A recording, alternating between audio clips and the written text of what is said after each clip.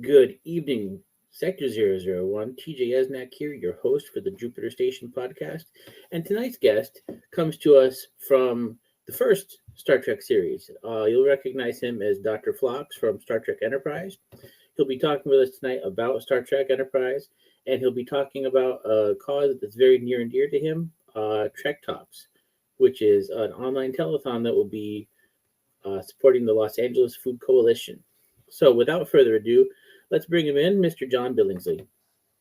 Hello. John, thanks for joining us tonight. My pleasure. I have a wide variety of viewers who love Star Trek. Most of them know who you are, but we do have some who are not old enough to remember the first run of Enterprise. So could you give us some background? Oh, wow. That's a question I've never been asked before. All right. Enterprise was on from the year 2001 to 2005. I was a doctor on the show. I played a denobulin, which was a new species at the time. Scott Bakula was our captain. We were the first starship chronologically, if you watch the shows in order of how they would play out in space-time. We would be the first. We lasted 4 seasons. We were on UPN. We got canceled for a variety of reasons. I'm not entirely sure. There wasn't a little bit of Star Trek fatigue at play. Our audience wasn't huge, but fortunately, I think some fans have discovered it in syndication. And there's been I won't say growing, but there's been some new appreciation for the show. What else can I tell you? That's too open-ended a question for me to answer. Well, how about probably your younger life, growing up, school. Oh, me! Oh, you mean me? What about me? Oh, golly. That also is a big question to answer. I'm 64 years old. There's a lot of history there. I was born in Media, Pennsylvania. My dad was a corporate executive for General Electric. My mother was a behavioral psychologist, although she had been long retired by the time I came around. We moved to, I like to see if I can still do this, Schenectady, New York, Fayetteville, New York, Huntsville, Alabama, Slidell, Louisiana, New Orleans, Manhattan, and Southern Connecticut. I went to school in Vermont. I lived in Chicago. I had a theater company in Seattle, where I also taught acting, and I moved to Los Angeles in 1994, where I've lived ever since. I'm over the moon happy with my wonderful partner, Benita Friederici, an actress who played a Borg in the 2nd season of Enterprise, and who many of you might know as the mean General Beckman on, well, let's say tough General Beckman on Chuck. And we've been together for about 25 years. Most of them have been happy. I like to make that joke when she's not around. And what else? I like to read. You'd never guess that. Home background. I'm actually broadcasting from southeastern Connecticut. So you are. The right end of Connecticut, the opposite corner as you went. Oh, okay. Where? What town? I am in Waterford. So okay. Yeah. Over by the casinos and such. Sure. Yes, I was in Westport, Fairfield County. We were a bedroom community of New York. My dad was assigned from it was odd to travel from the deep south up to Manhattan. I talk like this till the northern children beat that southern accent out of me. My dad did not like living in Manhattan. Much to my dismay, I was like Ava Gabor in Green Acres. It was goodbye city life. Did not want to move to suburban Connecticut, although I was happy there. Lovely little town. Did not, after I left, however, to go to college, really ever look back. My parents moved themselves, and I had no real reason to return. So I've not really been back to Connecticut since I was 19 years old. Wow. I assume not much has changed. It's still probably Verdant. Is Stu Leonard still around? Yes. He is holding on by the skin of his teeth, but he is still around. All right. Stu Leonard had a wonderful store that was full of dairy-related products that I quite loved for some reason. And when you went to college in Vermont, it was Bennington College, correct? Bennington College, which was a small liberal arts college in Bennington, Vermont. I didn't want to go to college at all. I wanted to go to acting school, but my parents, although they were generally supportive of my desire to act, they were not prepared to accept that as a decision. So they made it clear I was going to college, whether I liked it or not. Tempted as I was to just say, fine, I'm gone, walkabout, I didn't quite have the nerve. So we bargained, and the agreement in the end was I'm only going to apply to schools where the female-male ratio is much in my favor because I needed all the help I could get, and where there were no grades. So Bennington fit that bill. There were only about 600 people. There were no grades, and although I had not factored lesbianism in, there were more women than men. Alrighty then. Well, it's probably the complete opposite for me. I went to college my freshman year in Vermont, in a little town called Northfield.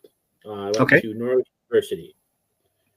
So it was inversely proportional. There were more males than females, and most of those males were military, like myself. So, if that prospectus had arrived in the mail, it would be like, rip, rip, rip. Somebody as a joke sent me a Dartmouth prospectus. It was like, are you kidding me? Not a million years.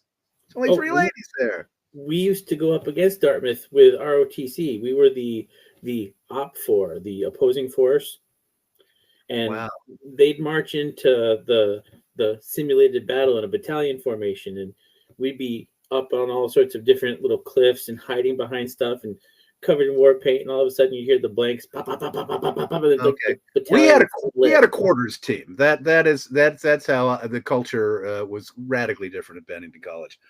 Quarters is a drinking game. That was pretty much the only athletic endeavor that anybody at Bennington was prepared to go. I'm sure people played basketball. We had a quarters team too, but it was more of a clandestine quarters team because it was a dry campus. It was clandestine, so it was still there. Oh my heavens! These are choices you made of your own volition. I wanted to be a military officer at the time. I didn't know back then what I know now, John. I've learned more. I guess I was, I don't know. I just intuited that I was basically a scallywag, and made the appropriate scallywaggish choices. And honestly, there's nothing wrong with scallywags. They actually have fun. I've noticed. I've never looked back. Believe me. So, you had mentioned going from the South and then up to Manhattan and Connecticut. What was your favorite place to live out of all those? Oh, you can't really say, because at every stage of your life, you're having such radically different experiences. What it was like to be a 5-year-old living in Louisiana is not comparable to what it was like being a 16-year-old living in suburban Connecticut. It's probably more appropriate to ask what was my favorite stage of life, because I think that's probably more relevant to how we think about ourselves than the geography. I had more of a sense of I won't say community, but I lived when I was down south in neighborhoods, and this is also a different era maybe, where every kid was turned out of doors and you played until dark and then you came home. In Connecticut, it was 2-acre zoning, so you had to make play dates when you were younger if you were going to go over to somebody's house. It wasn't as easy as it was down south. On that level of culture shock, when I was still young enough to kind of, be feeling my way around what it's like to have friends as a kid, Connecticut was harder. But it was also a lovely place, and we had a house in the middle of a forest. It was bizarre, but a woman who owned a lot of property in New York had, I don't know if she'd built it or she'd purchased this property, but there was one house in the middle of what was otherwise just greenland. And we bought it. And so we had deer in the yard every day, and you could go out walking in trails. And it felt like James Fenimore Cooper in Connecticut, which I kind of adored. That aspect of growing up in Connecticut was pretty special. Absolutely. And I grew up here, and I left for a very, like a decade. I moved out to Arizona with my ex-wife, and I had actually worked in law enforcement out there and then moved home. And I don't know why I ever left, because I like it back here. It's actually got seasons. It's not, winter, and it does have seasons. It does have seasons. I would happily give you winter. You can have winter. What I like about Los Angeles, although I miss the autumn, I do not miss snow. I do not miss shoveling snow or slush or freezing my tuchus off. All that I bow to the hardiness of the East Coasters, but I no longer pine for it. All right. Oh, there you are. I keep losing you. Oh, I'm sorry. I was there? I'm here. Can you hear me? Hello? Yes, I can hear you now. It kind of blinked out for a second. Okay, you were frozen on mine. Yeah, I'm here. Oh, perfect. Okay. I think we're taking turns freezing. Yeah, you were freezing on my end, but all right. All right. So as far as Star Trek, it's one of many roles. I remember you, believe it or not, from the Stop Smoking ads. Oh yes, Chuck the Chain Smoker. Yes, and Chuck was very effective.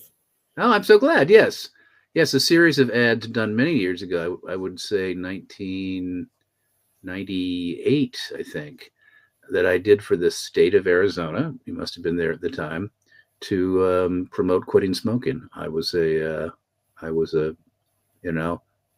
average Joe trying to quit, and each spot was about various stages on the path of letting go of smoking. They made a shitload of them, and they were eventually put into a bank of anti-smoking spots that had been made by various states down the years. And when the tobacco settlement took place, when the tobacco industry effectively had to pony up a certain amount of money, it was mandated that a certain amount of that dough went towards educational purposes. So the different states that were going to do anti-smoking campaigns could draw upon some of the spots that had already been made. And so Chuck eventually had a bizarre life in Arkansas and Florida and what have you. So you're not alone in saying, hey, weren't you that anti-smoking guy? You still there? You're kind of freezing up on me, TJ, at least. You still there? Yeah, I'm still here. I hear you. Okay. No, I think the internet is having a moment right now, I think. Okay. But what made you want to audition for the role of Phlox? Oh, well, I wish I was in a position in my career where it was a matter of choice. You sort of pick amongst this rich menu of parts that are offered to you. There's another rung on the ladder that I did not get to. I audition. So this was just another audition that came up, and I didn't know all that much about it. I obviously had a cultural awareness of Star Trek and its history, and you have a sense that, well, if one were to get this, there is as close as you can get in television, a guarantee that it will survive and that you'll, turn a big financial corner. But it wasn't about, this script I adore. I didn't even get the script. I had one scene. It was come in with a slight alien accent, and that's it. So I've told this story a lot, and perhaps you've heard it before, of coming in and having decided with my wife that perhaps Dr. Phlox, in moments of joyous transport or rapture, makes a bird noise. On his planet, he was a bird. So I squawked during the audition, blah, blah, blah, blah, blah, blah, blah, blah, blah, and I got the job. And up until the first day, I'm giving you the short version of the story because I'm convinced that 99% of the people who know me have heard this story 1,000 times. First day, after not having been given any indication by Rick or Brannon or the costume or the makeup people that I am in fact a bird, but nor was I ever told that I wasn't a bird. The very first day we shot, first rehearsal, I went blah, blah, blah, blah, blah, blah, and Jim Conway, the director, said, John, quit fucking around, which is how I knew I wasn't a bird. I was perfectly prepared. Dr. Phlox could have been like flapping his wings and pecking at shit, and I was ready, man. I was ready. I had the Audubon book, It's like, am I a grosbeak? Am I a redheaded? Yeah. And I did hear that story on Gates McFadden's podcast, and honestly, I don't think that story ever gets old. Well, it gets old for me because I've been telling it for 25 years. So I've figured out there's a long version, and there's a short version. You got the short version. The longer version has the various stages of trying to get these guys to tell me, am I or am I not a bird? Rick and Brandon were, and I love them, but they're notoriously tight-lipped. I'm never entirely sure whether they were tight-lipped because they knew it kind of drove us around the bend or just it was characterological. But you had a hard time kind of like getting like, basic stuff from them. Like, am I a bird? That seems pretty basic. No or yes. And a few weeks ago when I talked to Dominic and Connor, they said much the same thing. It's like, they could never get a straight answer, but once everything was put together, it went almost seamlessly. Well, neither of them had to ask a fundamental question, am I a bird? I had my, mine was existential. I mean, Dominic, it's like, am I from Manchester? Am I from Liverpool? It's like, come on, just pick an accent. So I have no sympathy for anything they suffered. I generally have no sympathy for anything they suffered, frankly. They didn't have to wear a rubber head. I had to wear a rubber head.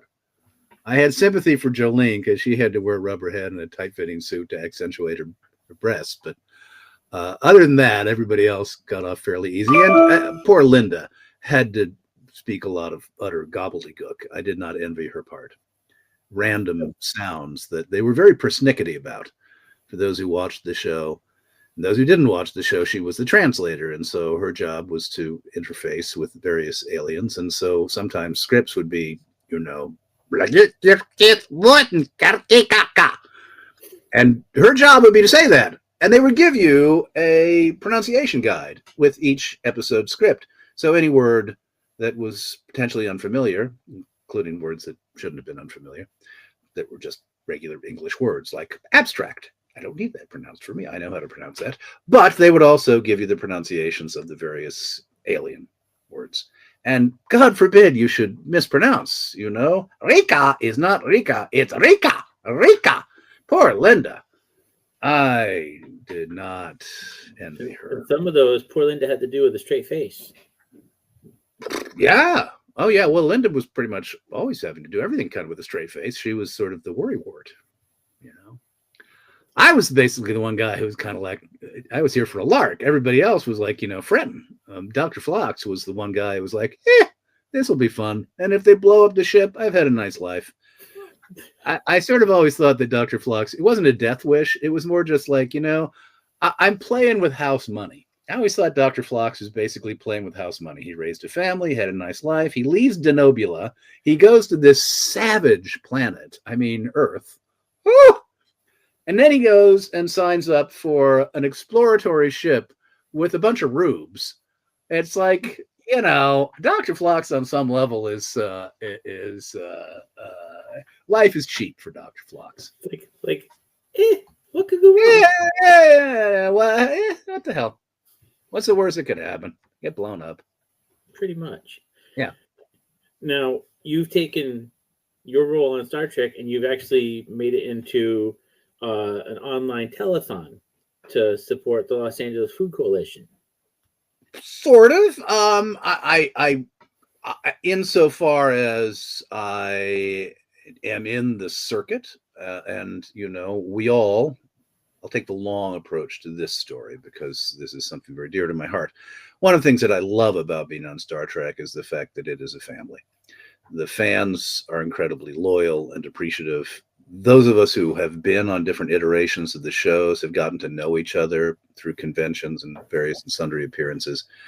So, yes, I help front a charity called the Hollywood Food Coalition, which helps to raise awareness of hunger issues in Los Angeles. We serve a hot meal to all comers 7 nights a week. And additionally, we rescue about 2.5 million pounds of food a year to share with other not-for-profits to augment and buttress their meal programs. We do a number of other things that are designed to kind of build a coalition of people, all interested in helping to provide for people in need. Because I knew a lot of folks in Star Trek, I had the notion, along with some wonderful partners, Bill and Dan, who do a podcast called Trek Geeks, Bill Smith and Dan Davidson, to do a telethon, mirroring the Jerry Lewis Muscular Dystrophy telethon. This is the fourth year we've now done it. It's 8 hours long. It'll take place on April 5th. It was postponed from its original air date in January because of the horrible Los Angeles fires. But basically, it's like a convention where you don't have to wear pants. I do not, for instance, wear pants. I am a host along with Bonnie Gordon, the voice of the computer on Prodigy. Thank you.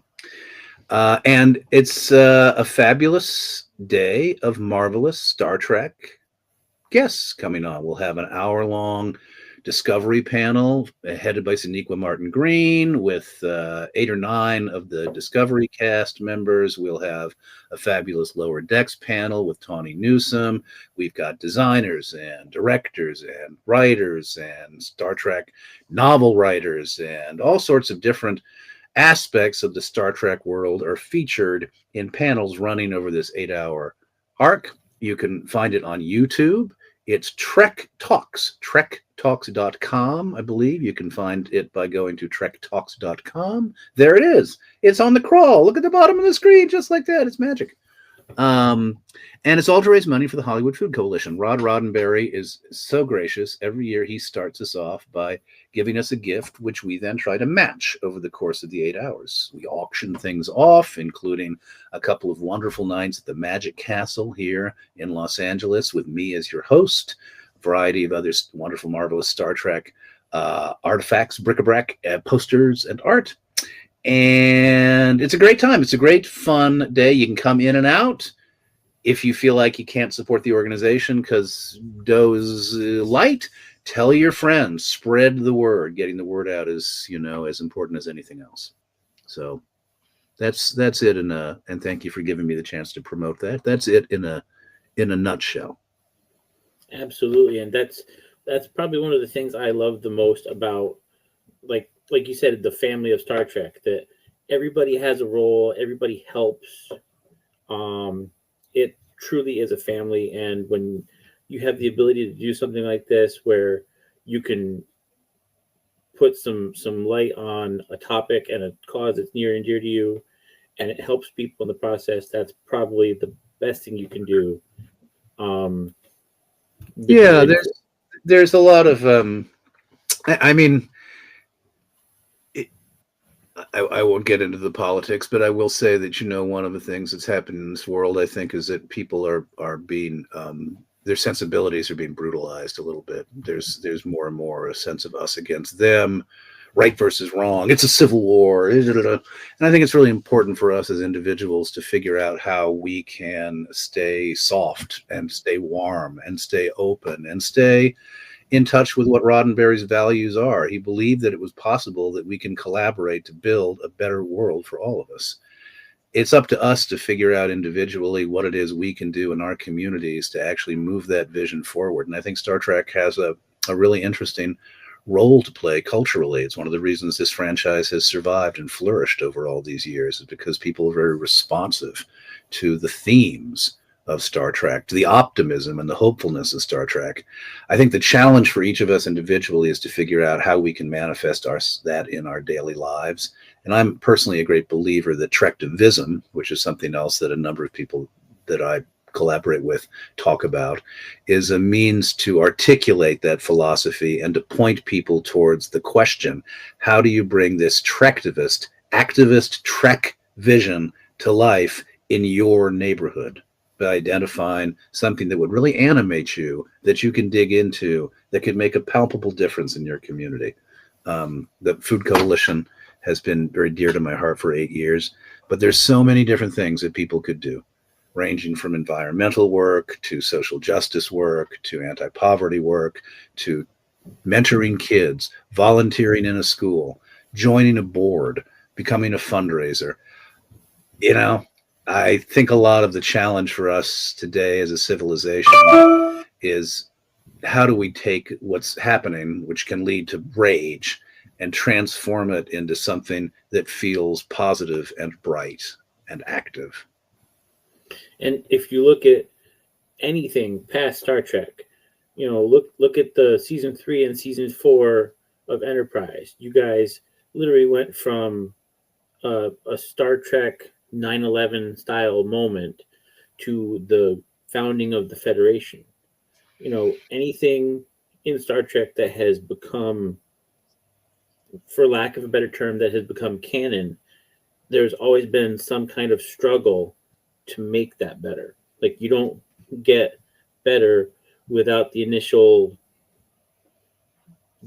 skin in the game, so to speak, of the struggle. Mm-hmm.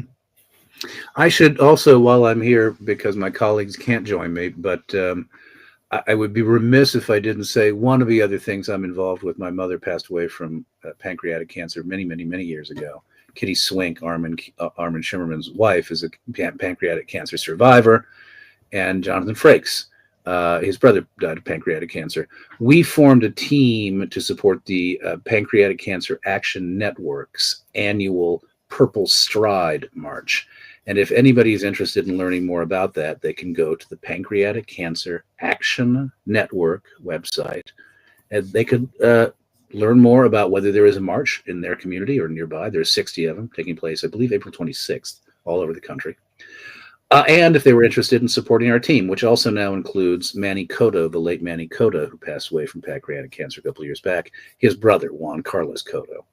Our team last year was the biggest fundraising team, most successful. We raised $250,000. We're doing it again this year.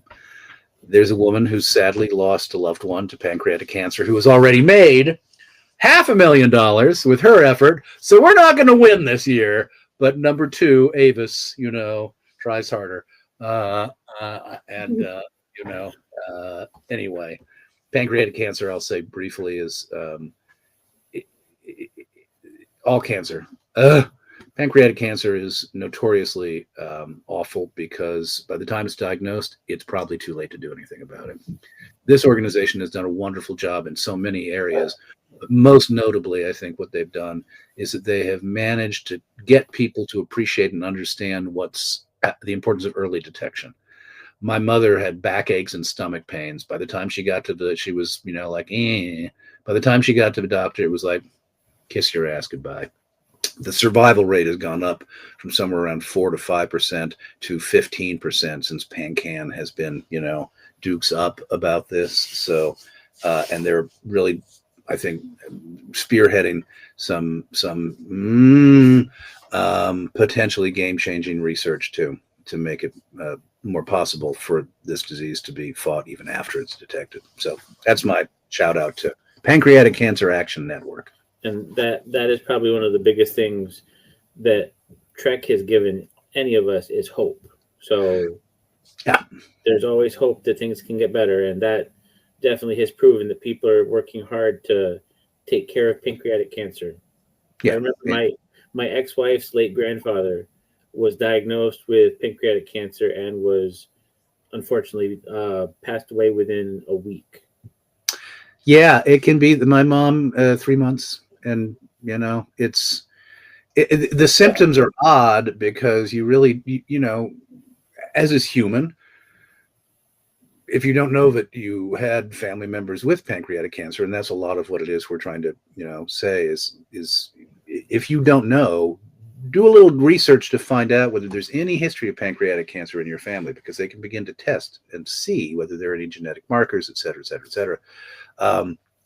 But the reality is that the pancreas, there's a relatively small section of the pancreas that they could actually attack right now, that they can attempt to kind of, if you wait too long, if you feel like, it's just a backache, it's just stomach pains, if it spreads past that small section of the pancreas to the bigger portion of the pancreas, by then, too late. And because it has such ready access to the bloodstream, that's how it metastasizes so quickly. Yeah. So once it gets past that small area, that's just a rapid spread from there. Yeah. So, but I couldn't be prouder and happier to be part of this team. And the Purple Stride event, which takes place in LA at the Santa Monica Pier. If anybody's in LA and they want to march with us, last year all of us were able to attend. Sometimes Frakes has got a gig because he's still popular. But there's a good chance that we'll all be there. And I every year try and say with the person who donates the most money, Jonathan Frakes will give me a piggyback ride around the pier. And every year he hides from me before I can actually get that person on Jonathan's shoulders. So, but hope springs eternal. Well, John, I appreciate what you guys are doing out there with all the activism, feeding the hungry, taking on pancreatic cancer, and I'm sure that my viewers are right there with you. So I've got all these links that I've been posting along with us. So let me finish typing this one. And I appreciate it. And I don't mean to, I mean, everybody, I won't say everybody, but so many people are doing something. And obviously they have causes that are dear to them, and times are tight. And we're actually, looks like, sadly, on the verge of going into a recession because of this lunatic. So it is, I understand, not always going to be easy for folks to consider donating to other people's causes and charities. It is enough, I think, to spread the word. So again, if you're looking at this and you think this is something you might want to share with people, I no longer do social media. I did, but the nature of the way the conversation was taking place just sort of drove me away. So it is ironic that I do this stuff that is also then hard for me myself to promote. So those of you who are still engaged in the social media world, if you can spread the word, it would be much appreciated. It would be my honor. Well, for your listeners. John, I appreciate you spending time with us tonight. Typically, I'll be doing post-production on this like tonight and tomorrow. I typically try to get it online by about Sunday, and it'll be on YouTube probably Sunday at midnight, and then it'll be on the audio platforms shortly thereafter. Okay, great. I'll shoot you an email when it's done to give you the link, and we'll take it from there. Much obliged. So, April 5th is Trek Talks, correct? April 5th, 10 in the morning Pacific to 6 in the evening Pacific. Alrighty. You heard it here, folks. Like April 5th, 10 a.m. Pacific to 6 p.m. Pacific. And if you don't have YouTube, you can always go to TrekTalks.com. And I didn't mention also a wonderful, intimate conversation between Bob Picardo and Kate Mulgrew. They're going to basically have a beer together, and we're going to film it. So that'll be fun, I think, for fans. I will be grabbing my own beer out of the fridge and joining them. So that works. Fabulous. John, thank you so much, and we'll talk to you later. I look forward to it. Thank you so much. Bye. Bye-bye.